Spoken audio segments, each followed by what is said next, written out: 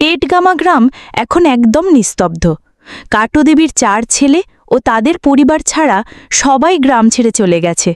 কিছু ঘরে তালা লাগানো, আবার কিছু ঘর এমনভাবে ফেলে রাখা হয়েছে যেন মানুষজন হঠাৎ করে পালিয়ে গেছে। নিহত ব্যক্তিদের আত্মীয়স্বজন, পুলিশ ও সরকারি কর্মকর্তাদের সঙ্গে কথা বলে ঘটনার রাতের চিত্র বোঝার চেষ্টা করেছে বিবিসি। মনীষা দেবী বলেন, তিনি ঘটনার রাতে হঠাৎ হইচই শুনে বাইরে বের হয়ে আসেন। তখন তিনি দেখেন কাটোদেবীর বড় ছেলে বাবুলাল উংরাওয়ের বাড়ির সামনে একটা বড়সড় জটলা তৈরি হয়েছে। ওই রাতে কাটোদেবী ছাড়াও ছেলে বাবুলাল, তার স্ত্রী সীতা, তাদের ছেলে মঞ্জিত এবং পুত্রবধূ রানী দেবীকে হত্যা করা হয়। তাদের কিশোর বয়সী ছোট ছেলে শুধু প্রাণে বেঁচে যায়।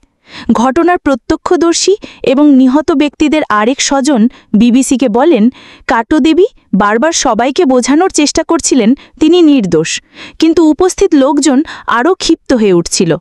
মনীষা আরও বলেন, বাবুলাল ও তার ছেলে মঞ্জিত পরিস্থিতি ঠেকানোর চেষ্টা করলে লোকজন তাদের ওপর হামলা চালান। মঞ্জিতের স্ত্রী রানী দেবী তার স্বামীকে বাঁচাতে এগিয়ে এলে তাকেও মারধর করা হয়। বাবুলালের স্ত্রী সীতা দেবী তার আরেক ছেলেকে নিয়ে বাবার বাড়ি থেকে ফিরে আসলে তাদের ওপরও হামলা চালানো হয়।